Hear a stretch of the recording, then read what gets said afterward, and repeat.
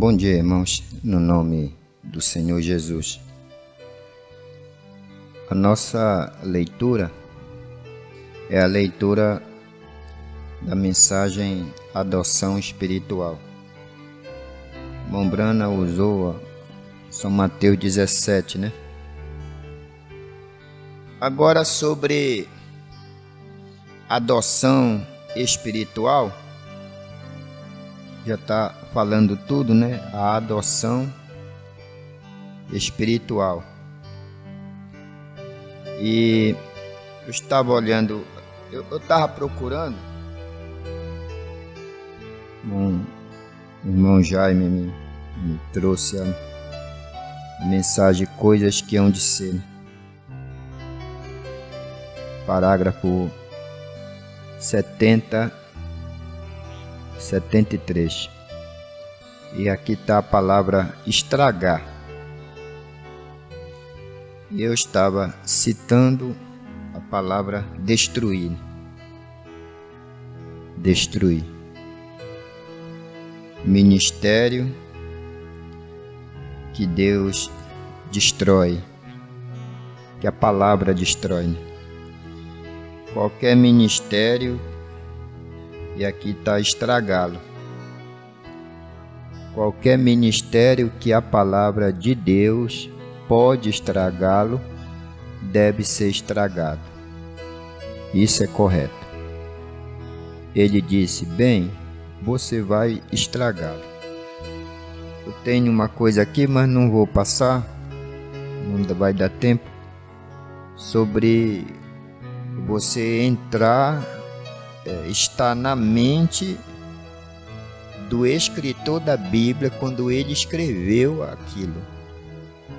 Você está na mente do escritor da Bíblia quando ele escreveu, quando ele estava escrevendo, ou seja, está no espírito que ele escreveu aquilo, para poder falar o que ele falou, para poder dizer o que ele quis dizer. E eu pensei sobre essa responsabilidade que paira sobre nós de, quando subir ao púlpito, estar no espírito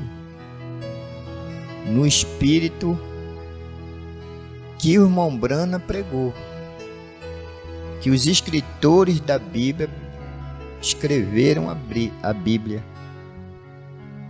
Ou seja, está numa mente. E aí então isso passa a ser perfeito. Não num acordo, estando em acordo, mas estando em uma mente, com uma mente. Então a adoção bíblica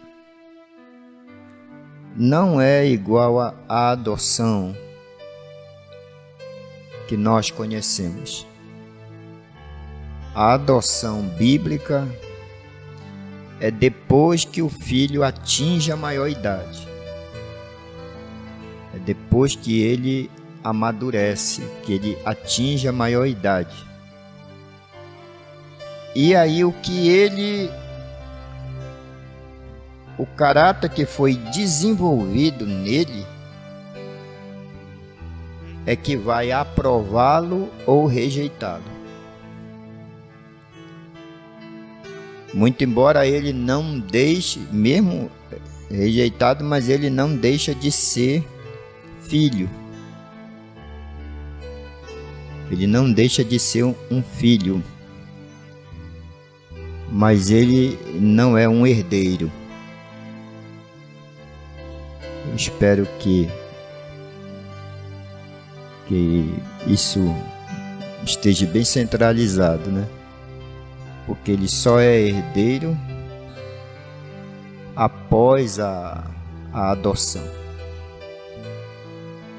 Então pode até ser filho legítimo, receber a instrução do instrutor, do tutor, que é o Espírito Santo, e ele pode, e é o Espírito Santo, é o tutor que dá a palavra final. E vai se resumir em 2 palavras. O tutor vai dizer: foi obediente.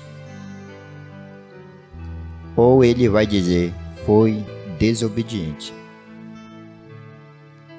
Vai se resumir nisso aí: obediência e desobediência.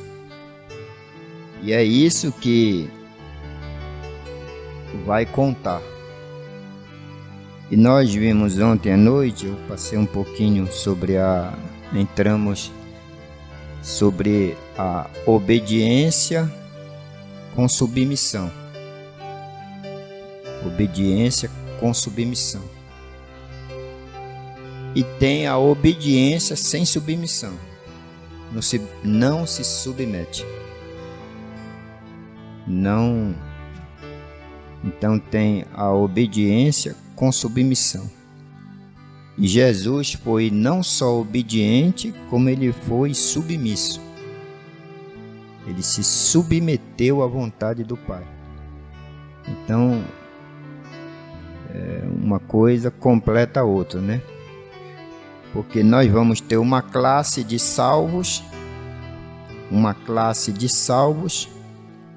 cuja que eu penso que eles não são obedientes, pode até obedecer, mas eles não são submissos, não se submetem, não são submissos, são obedientes, obedecem aquilo que lhe convém, né? Aquilo que não convém, passa o pano, né?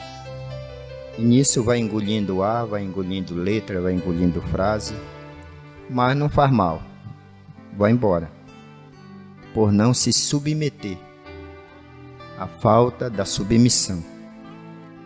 E vimos também ontem que Jesus olhou para o mancebo de qualidade, ele olhou para ele e o amou. Ele olhou e o amou, mas não o salvou. O amou, mas não o salvou. É outra coisa muito boa para a gente pensar. Porque como pode na Bíblia está escrito que Jesus olhou para aquele homem e o amou. E aí, quando a Bíblia diz que ele fez isso, aí ele disse para este homem: falta-te uma coisa. E aquele homem tinha dito para Jesus que ele obedecia a palavra. Desde a mocidade dele, ele disse: eu cumpro isso aí, eu obedeço isso aí. Desde a minha mocidade. Aí Jesus olhou para ele, o amou e disse: falta-te uma coisa. Vai, vende tudo que tu tens, dá aos pobres, vem e segue-me. Aí ele não se submeteu àquilo, mas ele obedeceu boa parte da palavra, mas chegou para ele se submeter àquilo que Jesus disse, ele não se submeteu e foi para o inferno. Chegando lá na região dos perdidos, ele ainda chama Abraão de pai. Ele ainda diz: pai Abraão. Coisa forte isso aí. Então nós vamos ler aqui essa porção da palavra, São Mateus 17. E dificilmente nós vamos ter tempo de concluir isso aqui. Senhor Jesus, como eu disse agora há pouco, quando eu estive no altar de madrugada, eu disse a Ti, Pai, as mesmas palavras que eu repito todas as vezes que eu chego aqui diante do Senhor, e Tu sabes que isso é a verdade. E é uma revelação que eu guardo no meu coração. que as pessoas não vêm aqui para me ouvir. Elas vêm aqui para te ouvir. Até porque a maioria das pessoas que estão assentadas aqui, elas sabem mais do que eu. Elas são mais hábeis do que eu. São melhores do que eu. Então eu particularmente não tenho nada de importante para eles. Mas o Senhor tem. O Senhor tem coisas que realmente são relevantes, edificam e nos abençoam, e abençoam nossas almas. Então eu peço humildemente a Ti, tome o controle e que o ofício, o homem interior, fale para nós. E eu vá e me assente no primeiro assento e te ouça e te obedeça. E também eu me submeta à tua palavra, porque todo homem é mentiroso e somente Deus verdadeiro. Não importa a classe de vida, o tipo de estudo, a condição social, não importa o quanto de diplomas eles possuem, não importa o quanto de idiomas eles possam falar, não importa isso, eles ainda permanecem como mentirosos. E somente Tu és a verdade. Em Teu nome eu te agradeço desde já pela fé, pela leitura da Tua palavra. Em nome do Senhor Jesus. Essa é a minha oração. Amém. 6 dias depois, tomou Jesus consigo a Pedro e a Tiago e João, seu irmão, e os conduziu em particular a um alto monte. E transfigurou-se diante deles, e o seu rosto resplandeceu como o sol, e os seus vestidos se tornaram brancos como a luz. E eis que lhes apareceram Moisés e Elias falando com ele. E Pedro, tomando a palavra, disse a Jesus: Senhor, bom é estarmos aqui. Se queres, façamos aqui 3 tabernáculos, um para ti, um para Moisés e um para Elias. E estando ele ainda a falar, eis que uma nuvem luminosa os cobriu, e da nuvem saiu uma voz que dizia: Este é o meu amado Filho, em quem me comprazo. Escutai. Amém.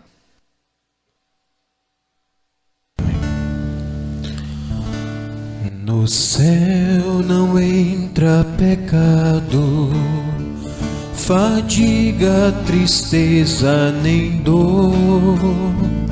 Não há coração quebrantado, pois todos são cheios de amor.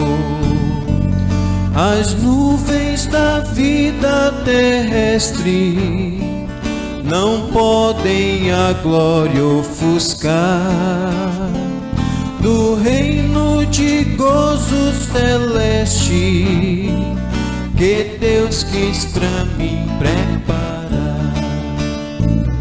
Irei eu pra linda cidade, Jesus me dará um lugar com os crentes de todas as eras. A Deus hei de sempre louvar. Do céu tenho muitas saudades, das glórias que lá hei de ver. Oh, que gozo vou ter quando eu vi meu Senhor, rodeado de grande esplendor. Pagar não é necessário, lá hei de ter, e meu eternal vestuário no céu nunca vai se romper. Jamais viverei em pobreza, aflito no meu santo lar. Ali há bastante riqueza, da qual poderei desfrutar. Irei eu pra linda cidade, Jesus me dará um lugar com os crentes de todas as eras. A Deus hei de sempre louvar, do céu tenho muitas saudades, das glórias que lá hei de ver. Oh, que gozo vou ter quando eu vi meu Senhor, rodeado de grande esplendor. No céu o luto é banido, enterros não hão de passar, sepulcros jamais são erguidos, lá mortos não vou encontrar. Os velhos serão transformados, mudado nós vamos ficar, quais astros por Deus espalhados, no céu para sempre brilhar. Irei eu pra linda cidade, Jesus me dará um lugar com os crentes de todas as eras. A Deus hei de sempre louvar, do céu tenho muitas saudades, das glórias que lá hei de ver. Oh, que gozo vou ter quando eu vi meu Senhor, rodeado de grande esplendor.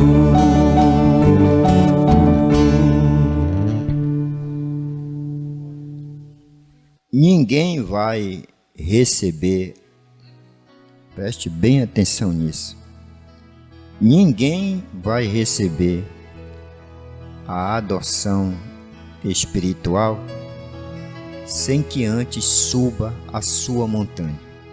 Você vai ter que subir a sua montanha acompanhado da fé, da esperança e do amor. E Jesus vai conduzir isso. Mas você vai ter que subir a sua montanha acompanhado da fé, da esperança e do amor. Porque essas são as melhores testemunhas que há na terra. Jesus escolheu as melhores testemunhas. É a fé, a esperança e o amor. E só quando você chegar lá em cima é que você vai ter a experiência da adoção. Por isso o título é esse, né? Adoção espiritual. Adoção espiritual. Agora, esse parágrafo 73 e o 74 dessa mensagem, o irmão Brana começa com esta pergunta: como o mundo surgiu? Onde Deus conseguiu o material para fazê-lo? Você já parou para pensar nisso? Onde Deus conseguiu o material? Ele simplesmente falou. E afinal, a própria criação que está aqui agora nada mais é do que a palavra de Deus manifestada. Pense nisso. As árvores que crescem são a palavra de Deus. As montanhas que alcançam o céu e nos motivam. Se queremos ver a beleza, olhem para as montanhas. E quanto mais você sobe a montanha, mais pura e limpa ela se torna. Já podíamos fechar a mensagem e ir embora para casa pensando nisso aí. Você tem que ter a sua montanha para subir. Você tem que ser guiado por Jesus e acompanhado da fé, da esperança e do amor. E como você sabe que você está subindo a sua montanha? É porque quanto mais você sobe, mais pura e limpa ela se torna. Os pensamentos vão se tornando puros, limpos. Tudo vai ficando mais puro e mais limpo na proporção que você está subindo. Guiado por Jesus e acompanhado da fé, da esperança e do amor. E é isso que te motiva. Isso é uma motivação. Você fica motivado, motivada. Se queremos ver a beleza, olhem para as montanhas. As montanhas que alcançam o céu e nos motivam. E nos motivam.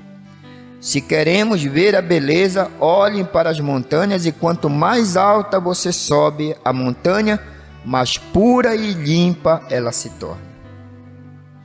Então vai subindo, o ar fica mais puro, aquela atmosfera pesada, aquela atmosfera doentia, aquela atmosfera problemática, aquela atmosfera de problemas, de dívida, de tudo, você vai subindo e aquilo vai ficando leve. De doenças, de aflições. Você vai vendo essas coisas tudo de cima, né? Examine-se o homem a si mesmo. Então essas coisas vão, e isso nos motivam. Parado ali nos campos de geleiras do norte da Colômbia Britânica, como você olha aqui no pântano, um pouco mais alto, a água fica mais limpa, mais azulada. É outro detalhe também. Quanto mais você vai subindo, a água vai ficando mais limpa, a atmosfera mais leve, mais suave, a água vai ficando azulada, a palavra vai se tornando mais limpa quanto mais você vai subindo. Não já dá para fechar a mensagem e ir embora? Bora encerrar a escola? Vamos descer? Não, bora subir mais um pouquinho. Então veja isso aqui. A água fica mais limpa, fica mais azulada e mais pura. As árvores desaparecem.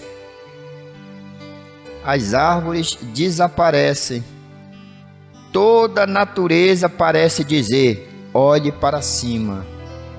Olhe para cima. E bem acima do grande gelo glacial, que é tão brilhante que até brilha como o sol, você está olhando para cima. Se você quiser ver coisas saudáveis e reais, quer ver coisas saudáveis? Esse destaque aqui, né? A casa se torna um santuário. Esse destaque.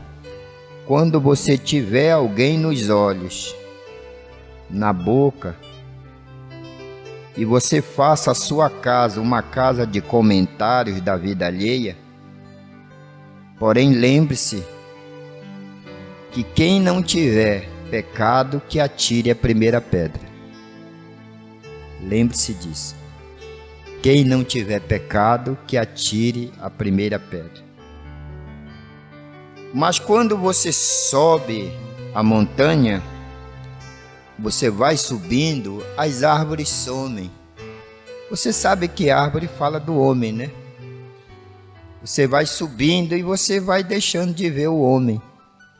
Você vai deixando de ver, de ter as falhas das pessoas diante dos teus olhos e até na tua boca mesmo. E até nos teus ouvidos. Então, coisas saudáveis e reais e coisas puras, sempre olhe para cima. A montanha aponta. Davi disse: olharei para os montes, de onde vem o meu socorro. O meu socorro vem do Senhor. Olharei para os montes, para o alto, de onde vem o meu socorro. O meu socorro vem do Senhor. Já dá para fechar a mensagem e ir embora. Só de analisar isso aí. Então isso é fato. Para você receber a sua adoção espiritual, você terá que subir a montanha. E quanto mais alto você sobe, a montanha mais pura e limpa ela se torna. Se você quiser ver coisas saudáveis, reais, coisas puras, sempre olhe para cima. Aí vem o 76 e o 77. Que coisa boa aquilo, né? O irmão Brana vendo a esposa dele ensinando com uma varinha, tirando a birra de José. Porque José, o bebê, estava com birra e queria comer com a mão esquerda. E ela com uma varinha lá, o corrigindo para ele comer com a mão certa, com a direita. Eu pensei, e o irmão Brana, aquilo despedaçou, né, o coração dele, vendo o seu filho chorando daquele jeito, mas ele foi prudente e sábio. Ele disse: ela é a instrutora dele, ela sabe melhor, ela está ensinando o seu neném a ser correto. E esse é o papel da igreja. Esse é o papel da igreja. É tirar a birra dos bebês. Tirar a birra dos bebês. E ensiná-los a comer com a mão certa. Agora, eu vou entrar, pulando aqui, isso aqui, falar um pouco sobre apostasia. E para isso nós vamos ler 1 Samuel, capítulo 18 e o versículo 10. 1 Samuel, capítulo 18. Eu pus a primeira palavra na reunião de ontem. Eu nunca fui sempre criei na minha oração, mas dessa vez eu pedi a oração dos irmãos a meu favor, porque ultimamente eu tenho sido pressionado terrivelmente com pessoas que têm me pedido com lágrimas nos olhos, com muita emoção, me pedido para mim abandonar um pouco a doutrina da mensagem. E eu vou e tenho que dizer, eu não escrevi a Bíblia, eu não escrevi a mensagem. Eu vou ser julgado por isso aqui também. E eu não posso tirar isso aqui. Não posso. Porque isso vai trará resultados terríveis para a igreja no futuro. Mas se é um consolo, eu posso dar como consolo. Isso é a sua cruz. Você não vai para o inferno carregando cruz. Você vai, nega-se a si mesmo, tome sua cruz e siga. porque você vai precisar da graça lá na frente. E na verdade, essa graça que você vai precisar, que eu vou precisar, a gente não merece. Se a gente chegar lá merecendo, não é graça. A gente chegar lá, não, eu faço isso, eu sou aquilo, eu sou aquilo outro, aí não é graça. Você faz, você já dá conta, né?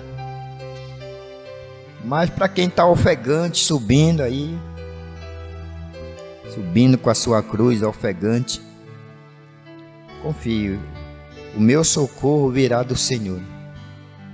O meu socorro. Olhe para a montanha, para a sua montanha. Olhe para cima e diga: o meu socorro vem do Senhor. Socorre-me, Senhor. E Ele não vai negar ajuda. Podíamos agora ir para Deuteronômio, abrir o leque para Deuteronômio primeiro, né? Mas vamos aqui em 1 Samuel, capítulo 18 e o versículo 10. E aconteceu, como é que pode isso de receber o mau espírito depois de ouvir uma profecia? Depois de um avivamento,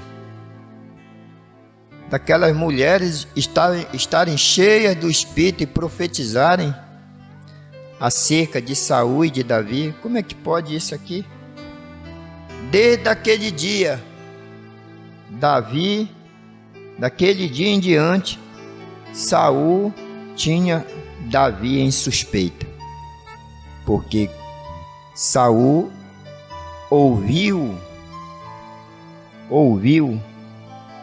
10 milhares deram a Davi, e a mim somente a milhares. Na verdade, que lhe falta senão só o reino? Aí ele começou a suspeitar. E quando ele começou a suspeitar, um espírito mau passou a atormentá-lo. Porque ali não era Davi derrubando Golias. Não era o filho de Jessé derrubando Golias. Ali era Cristo, literalmente. Aquela pedra foi dirigida por Cristo. E realmente Cristo era digno de uma honra maior do que Saul. Ele tinha que receber uma honra maior do que Saul. Deus tem que receber honra maior do que qualquer Saul que a gente tenha, ou até Davi, né? Mas ele queria aquilo que era para Deus, que era de Deus aquilo. Aí ele começou a suspeitar. Veja como as coisas começam, né? Começa com uma suspeita. E aconteceu ao outro dia que o mau espírito da parte de Deus se apoderou de Saul e profetizava no meio da casa, e Saul continuou pregando. É esse que vem, é essa questão, né? Ele continuou, mas o reino foi rasgado, foi tirado dele lá com Samuel. Não foi Davi, foi com Samuel que o reino foi tirado. Foi quando ele não obedeceu a ordem de Deus. Não era para ter amizade com Agag, era para destruir tudo, para acabar com tudo. Não era para ter simpatia com Agag, era para matar os velhos, as mulheres, as crianças e os animais. Mas ele simpatizou com Agag e ele poupou Agag. Ele poupou Agag. E quando ele poupou, e ele ainda chegou com Samuel dizendo: cumpri a palavra do Senhor. Ora, ele podia ludibriar o exército, ele podia ludibriar as ovelhas de Israel, ele podia ludibriar ele, mas ludibriar Samuel, o profeta, dizer para Samuel que ele tinha cumprido a palavra do Senhor, e Deus já tinha de madrugada dito para Samuel, o profeta: olha, Até quando tu vai ter dó de Saul? Até quando tu terás simpatia por ele? Ele não cumpriu, ele não deu conta, ele poupou, ele fez, ele simpatizou. Não se deve simpatizar demais. Ele simpatizou.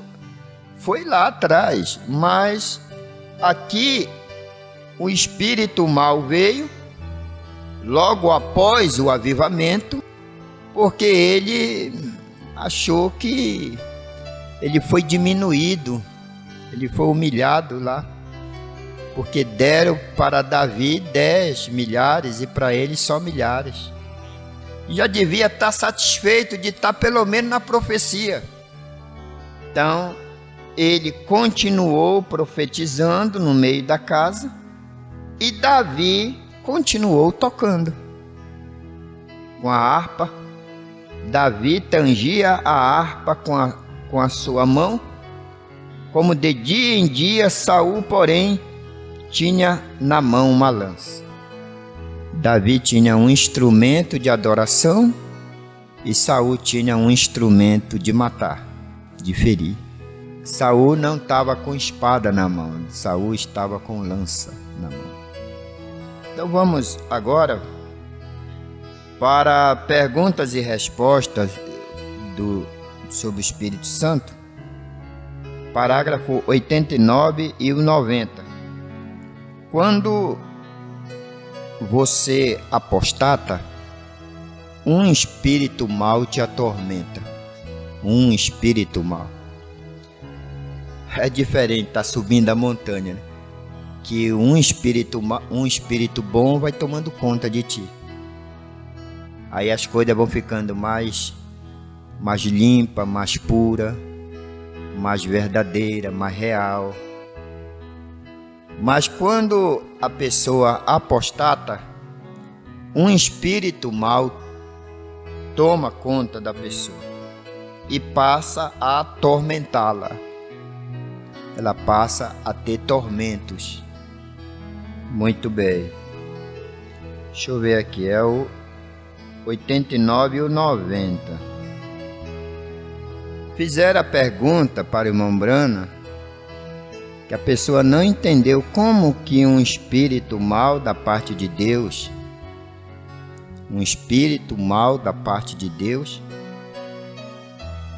fez certas coisas, vinha para atormentar Saul, como diz a palavra. E o profeta responde e diz assim: isto não significa que Deus é um espírito mau. Mas cada espírito de qualquer coisa está sujeito a Deus. E ele faz tudo operar de acordo com aquilo que ele deseja. Vê? Você está falando a respeito, agora na sua pergunta, você está falando a respeito do mau espírito que veio da parte de Deus para atormentar Saul. Ele estava mal-humorado. É um tormento isso, né? Por falar. Não, foi diferente do que aconteceu na igreja. Na igreja, lá, tá trabalhando lá em São Isabel agora. Eu estava sentado numa cadeira, curvado, e estava com o pincel tirando o excesso, que ele tinha derrubado o reboco da parede de trás. E estava tirando lá para limpando com os irmãos para o culto. E em cima nas peças eu deixei uns vergalhão lá, umas varas de ferro lá, e eu tinha cortado, elas são de 12 metros, então se curva, né? E eu tinha cortado, então ficou assim semelhante a um cajado, assim uma curva. E um irmão foi puxar uma vara dessa lá, e quando ele puxou, é claro que o vergalhão ele é flexível, então ele fez isso aqui. Então desceu o vergalhão, aquela ponta cortada veio, desceu e bateu em cima da minha coluna.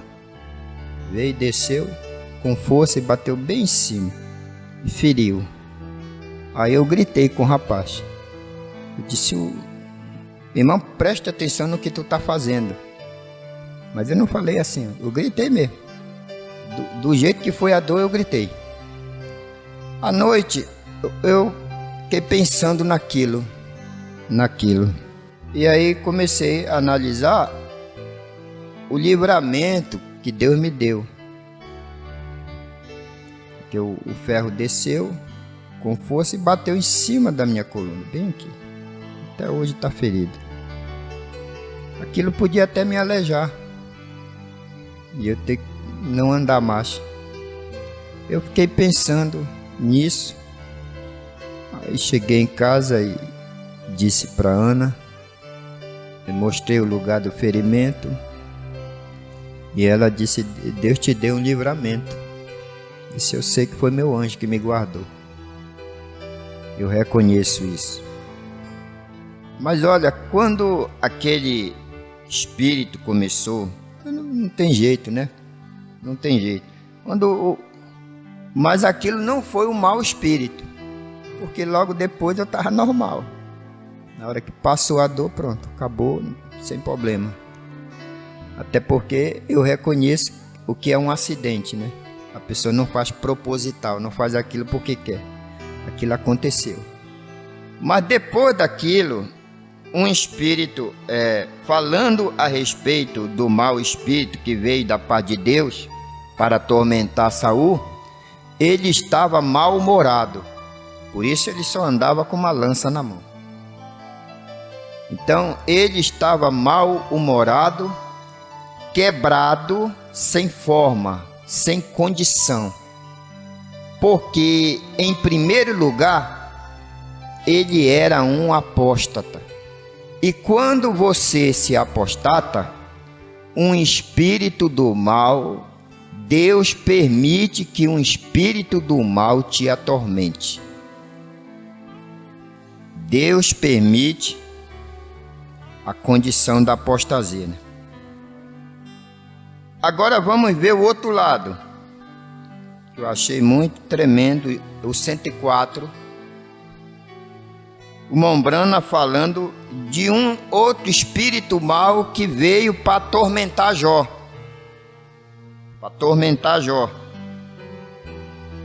Veja Jó, um homem perfeito, um homem justo, e Deus permitiu que o diabo viesse sobre ele e o açoitasse, tudo mais para a perfeição do seu espírito. O espírito mau, Deus permitiu, vindo da parte de Deus também, sobre Jó, mas para aperfeiçoar o seu espírito. Então, os espíritos malignos têm, Deus usa os espíritos malignos muitas vezes para realizar o seu plano e sua vontade. Vamos dar mais uma centralizada. Perguntas e respostas número 15. Então nós vimos que a condição de apostasia de Saul trouxe um espírito, atraiu um espírito mau, e ele vivia mal-humorado, com uma lança na mão, querendo matar o ungido. A intenção dele era matar o ungido. O problema dele era com Davi. Era para matar o ungido. Depois disso ele foi matando aí, matou até sacerdotes, e qualquer pessoa que se associava com Davi ou ajudava Davi era inimigo dele, e ele foi fazendo as coisas. Mas tudo começou ali. Agora, nós vimos agora que um espírito mau veio sobre Jó para aperfeiçoar o seu espírito. Para aperfeiçoar o seu espírito. E na verdade, se você olhar humanamente, você não via, era mais fácil ver Jó sendo castigado do que sendo atormentado do que Saul. Porque Saul estava defendendo o quinhão da família dele. Ele estava defendendo o reino. Se o reino, então seus irmãos, toda a tribo que era beneficiada porque tinha um rei, ia deixar de ser beneficiada. Seus filhos, seus netos, bisnetos e tataranetos, e assim vai. Então, se olhar por um lado, Saul estava defendendo o que era dele. E foi entregue para ele através de Samuel. Já Jó não, coitado, olhava para ele, não precisa nem só olhar. Ih, rapaz. Rapaz, tu tá no veneno, né? Não dá nem para te visitar, que tu tá no veneno. Mas era um espírito mau para a perfeição de Jó, para aperfeiçoar Jó. É difícil julgar, né? É muito difícil. Quando julga, aí vem a questão, né? Ninguém sabe. Falar é fácil, né? Mas tecer julgamento é muito simples também.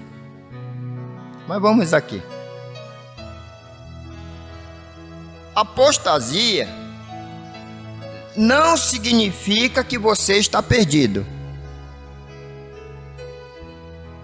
Parágrafo 104 até o 107 da mensagem Perguntas e Respostas, número 15. A apostasia não significa que você está perdido. Jesus deixou registrada a história do rapaz que se desviou, né? Saiu da casa do pai, né? Mas depois ele se arrependeu e voltou para a casa do pai. Ele viveu por um tempo na condição de apóstata. Diferente, porque Saul ele apanhou aquele espírito mau e ele continuou profetizando. Que é uma coisa que deve se analisar. Deve se analisar. Que a gente pensa, apostasia não, foi fumar, foi para festa, foi beber e tal. Não, ele continuou religioso. Ele continuou profetizando. Como aqueles 400 profetas, né? Eles estavam na condição de apostasia. Mas estavam lá, usufruindo daquilo, comendo, né? O rei alimentando eles.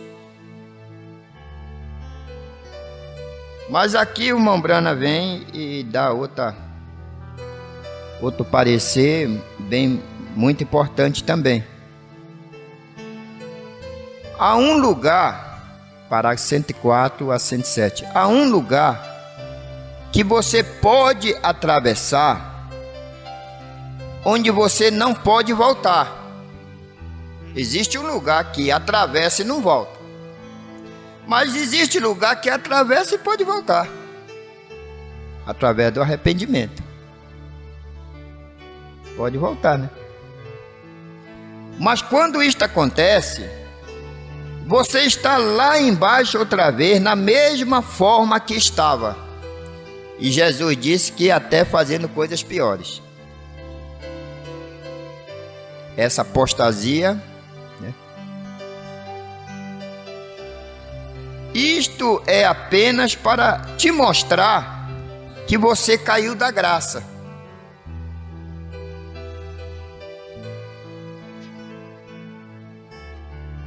Você caiu da graça, é para te mostrar isso. Apostasia não é perdição. Eu quero que alguém me diga onde a apostasia é a perdição. E prove isto na Bíblia. O apóstata não está perdido. Ele está apenas fora do companheirismo de Deus. Ele está apenas fora, eu penso que é de Deus. Porque Saul não saiu fora do companheirismo, ele ficou. Mas ele ficou com raiva do ungido. E ele queria matar o ungido. Se ele pudesse, ele matava o ungido. Israel se apostatou, mas eles nunca perderam seu pacto. Eles perderam seus louvores e alegria. Perdeu os louvores e alegria.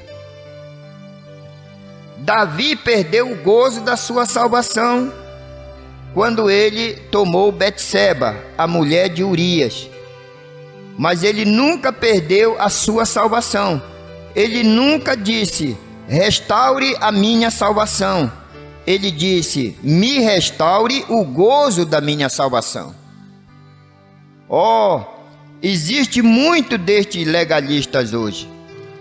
Não toque, não prove. Você não pode fazer as coisas com legalismo. Amém.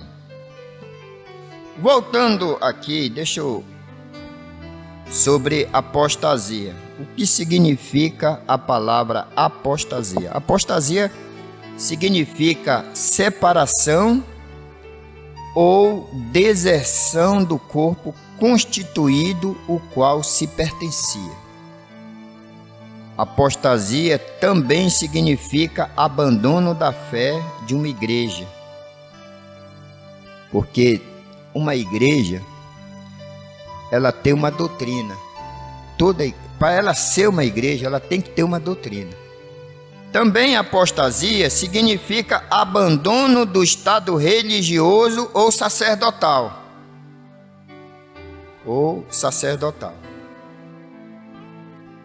Aí vem a mensagem aqui: e não sabeis? Que eu quero dar uma passada nisso aqui. E não sabeis. E a história o irmão dizendo para o irmão Brana: você vai estragar o seu ministério gritando com as pessoas. Você vai estragar seu ministério gritando com as pessoas. Eu disse: qualquer ministério que a palavra de Deus pode estragá-lo, deve ser estragado. Isto é correto, certamente, exatamente. Ele disse: bem, você vai estragá-lo. Tudo bem. Agora, uma coisa interessante, quando Deus disse para Samuel disse para Saul, quando ele agarrou, que ele queria que Saul andasse com ele de novo, e fosse para que os anciãos vissem que estava tudo bem entre eles, né? Então ele tinha que ir lá comer com ele no banquete. Se não, vá comigo, menos no banquete. Que os anciãos não pensem que o senhor não anda mais comigo. Aí, naquele desespero dele, Saul entrou em desespero, chorando, né? Ele agarrou no manto de Samuel e rasgou. E aquilo significou que Deus tinha tirado o reino da mão dele e entregado para o irmão dele, mas levou 40 anos. 40 anos, levou um bom tempo para que Davi entrasse em Jerusalém como rei. Entrasse e fosse rei de Israel. Primeiro ele passou 7 anos sendo rei em Jerusalém, né? Se não me engano. E depois o resto das tribos aceitou e foram buscá-lo para ser rei. Mas deve-se salientar, levou 40 anos para que se cumprisse aquilo ali. Então, eu fiz menção ontem da história do cavalo do fazendeiro. quando a esposa do fazendeiro entrou em serviço de parto. E como diz o irmão Lindomar, lá de Castanhal, ele disse, gás é igual mulher quando vai dar à luz, né?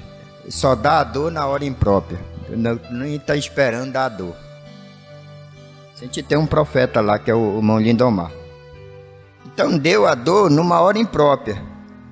Aí o fazendeiro correu com o capataz e disse para ele, disse, olha, pega o cavalo mais veloz que eu tenho e corre o máximo que tu pode, vai na cidade e me traz o médico, porque minha esposa entrou no serviço de parto. E ele foi, pegou o melhor cavalo, mais ligeiro, botou tudo que o cavalo podia correr. Quando o cavalo chegou na cidade, o cavalo caiu morto. Aí o capataz chamou o veterinário e o veterinário disse assim, olha, esse cavalo morreu faz 1 hora. E o capataz, mas como, rapaz? Eu vim montado nele. Ele veio correndo até aqui, ele caiu aqui. Disse, não, ele morreu faz 1 hora. E como que ele chegou aqui? Ele veio no vácuo. Ele correu tanto que ele veio no vácuo, mas ele já morreu faz 1 hora. E é assim que aconteceu com Saul. Aquilo foi tirado dele, 40 anos depois foi que se cumpriu. Foi saindo assim, foi perdendo uma batalha aqui, Davi se fortalecendo ali, perdendo, até que ele teve que se encontrar com os filisteus. E aí não teve jeito. Aquilo se cumpriu. Aí vem isso que o irmão Brana fala.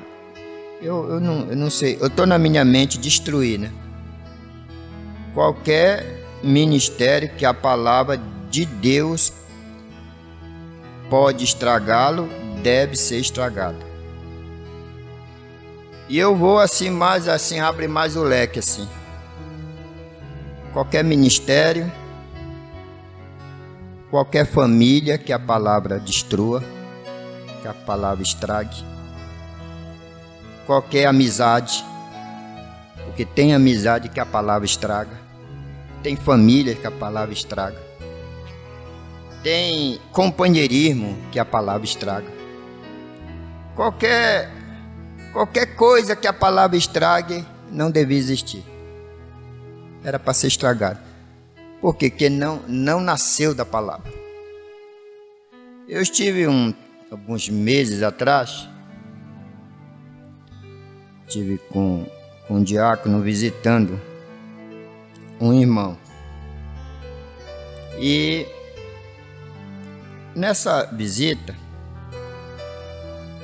nós encontramos o irmão mal-humorado. Estava mal-humorado. E eu falei acerca de um trabalho secular na igreja. Aí ele riu com o canto da boca e nos distratou lá. Nos dando assim. A esposa dele continuou lá como se nós não estivéssemos lá. Quando nós saímos, eu disse ao diácono, você viu como o irmão se comportou? E foi uma coisa que até o diácono percebeu. Disse, pois é isso mesmo, né? Foi. Acabou tudo. Acabou o ministério de irmão, acabou família, acabou tudo. Levou meses para isso acontecer. Já tinha começado a acontecer. Mas aquilo levou, foi. Acabou tudo. Homem bom, mulher boa, filhos bons, acabou tudo. Não toquei nos meus ungidos. Toque em tudo, mas não toque na unção lá. Você pode até tocar no homem, na família dele, nos defeitos dele, mas não toque lá naquela unção. Você vai arrumar problema. Te põe a combater essas coisas que você está combatendo Deus. E aí a própria palavra vai estragar isso aí. Não é a pessoa não. Eu sempre digo, agora essa semana mesmo nós soubemos de um fato de um outro adversário E eu disse a minha esposa, disse assim, vamos ficar quieto, deixa isso acontecer. Não vamos ter prazer nessas coisas. Nós não vamos ter prazer, tá comentando. Vamos até orar, vamos fazer uma oração aqui, sincera, e pronto. E vamos seguir em frente. Porque bater com a palavra não sobrevive nada. Não vai sobrar nada. E a palavra, ela estraga, pode ficar certo. Ela estraga a amizade, estraga casamento, ela estraga companheirismo, amizade, família, ela estraga. Você pode ficar certo disso aí. Não a tenha como adversária, porque ninguém consegue resistir à palavra. Ninguém sobrevive à palavra. Mas continua vivendo, né? Foi a palavra que estragou. Foi a palavra que estragou o ministério, a vida do jovem rico. Foi a palavra. Jesus olhou para ele e o amou. E ele cumpria as escrituras. Jesus não disse que ele era mentiroso, não. Jesus ainda o amou. Aí ele disse, mas te falta uma coisa. Vai e vende tudo que tu tens e dá aos pobres. Pronto. Aí ele baixou a cabeça, porque Jesus falou a palavra. E depois a palavra foi. E ele ainda foi, prosperou, ficou mais rico, mais cego. Até que lá ele já queria que tocasse a ponta, Lázaro tocasse a ponta do dedo na água e para aliviar a língua, né? Não, mas Jesus falou isso que não tinha mensagem, vai para essa. Tudo que está na Bíblia é verdade, tem fundamento. Jesus não pregou que ele não tinha mensagem não, que ele estava muito cansado da viagem. Jesus era a palavra. E quando ele abria a boca, aquilo saía. Jesus foi mais do que um oráculo. Jesus foi mais do que um profeta. Jesus era o Filho de Deus. Era o próprio Espírito Santo, Cristo ali. Mas você vai ter que subir a sua montanha. Você vai ter que subir a sua montanha. Acompanhado da fé, da esperança e do amor. Vamos dar uma passadinha? Acho que não dá mais tempo. Falta só 5 minutos. E não tem como entrar nos tópicos dos filhos da obediência e também nos filhos da desobediência. E a obediência e a submissão à palavra te dá direito ao sinal. Você sobe a montanha, vai subir, vai chegar lá, vai receber a adoção espiritual? Não, espero que sim, né? Espero que sim. Mas tem que ter a obediência e a submissão. E a submissão significa ato ou efeito de submeter-se a uma autoridade, a uma lei, a uma força. Obediência também, submissão significa obediência, sujeição, subordinação. Submissão significa disposição para aceitar um estado de dependência. Submissão significa estado de rebaixamento servil. Amém. Senhor Jesus,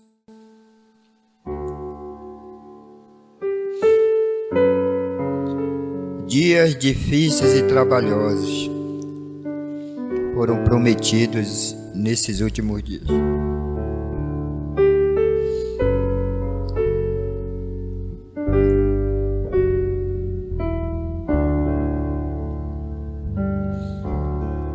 E teus filhos, usando essa lei, eles de todas as partes a gente recebe mensagem pedindo por ajuda.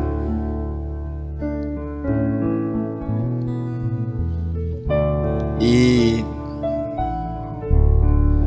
a gente fica tão pequeno, Senhor, porque eu sou um homem preso ao espaço. Eu sou um homem preso ao espaço, ao tempo, à luz. E a gente não pode estar em 2, 3 lugares ao mesmo tempo. Então, o tempo que a gente deve confiar na oração. Tempo que a gente deve confiar mais em Ti, que o Senhor pode chegar onde a gente não chega, onde a gente não pode chegar,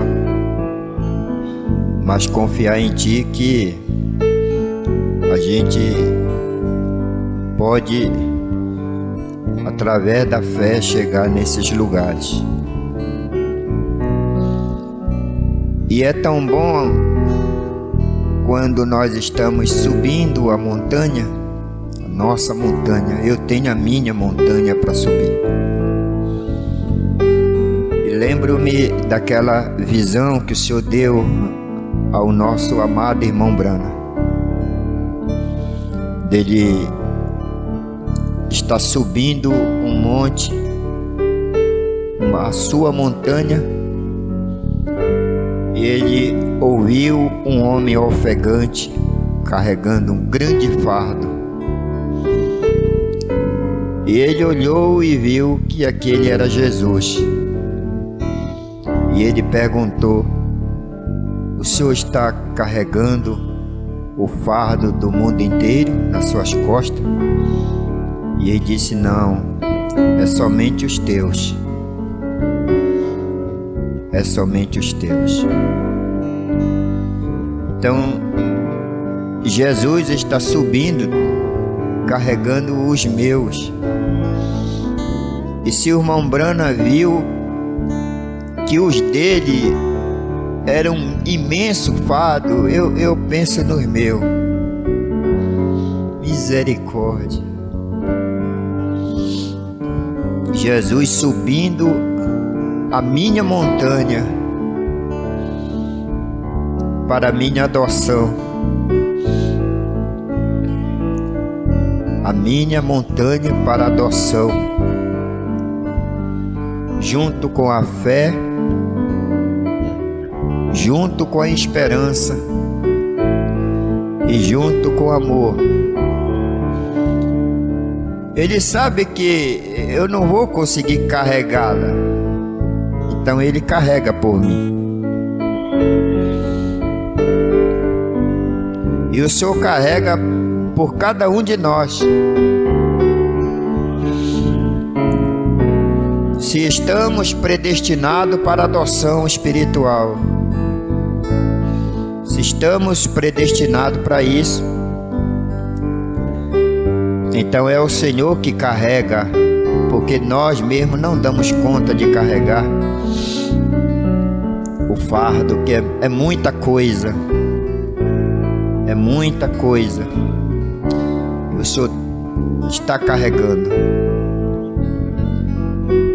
Mas o irmão Brana não queria perdoar aquela mulher lá que estava abraçada com 2 homens.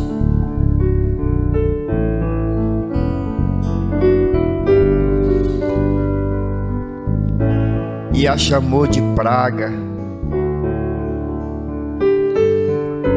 E disse: por que Deus não varre uma praga dessa da face da terra? A minha filha tem que conviver com essas coisas, com esse tipo de mulher. Quando ele viu aquilo, era Deus lhe corrigindo. Quando ele viu aquilo, o seus pecados, ferindo a Jesus Cristo e o sangue saindo dele. Então ele disse: Senhor, é o pecado do mundo que está te ferindo? Ele disse: não, são os teus. Toda vez que você erra, eu sou ferido, eu recebo uma chicotada. E ele disse, caiu de joelhos: Senhor, me perdoa pela minha negligência. E Jesus disse: eu te perdoo, mas tu não quer perdoar aquela mulher lá dentro. Tu não queres perdoar aquela mulher.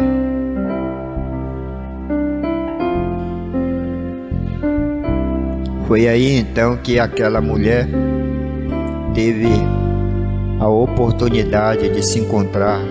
Ela estava como apóstata. Aquele bar se tornou num santuário. Aquelas pessoas se ajoelharam. A filha dela ia para a igreja. Ela conhecia o irmão Brana. A filha dela ia para a igreja. Era membro da igreja do irmão Brana. Mas ela estava ali naquela condição. Esse sou eu. Às vezes a nossa santidade, o nosso legalismo, nosso lado legal das coisas, de querer condenar e querer salvar. Então, que isso desça para a alma de teus filhos,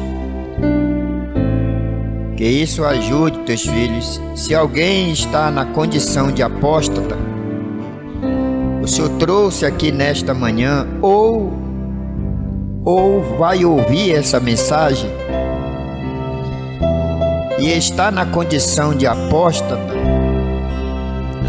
lembre-se disso. Apostasia não é perdição. Você não está perdido ainda.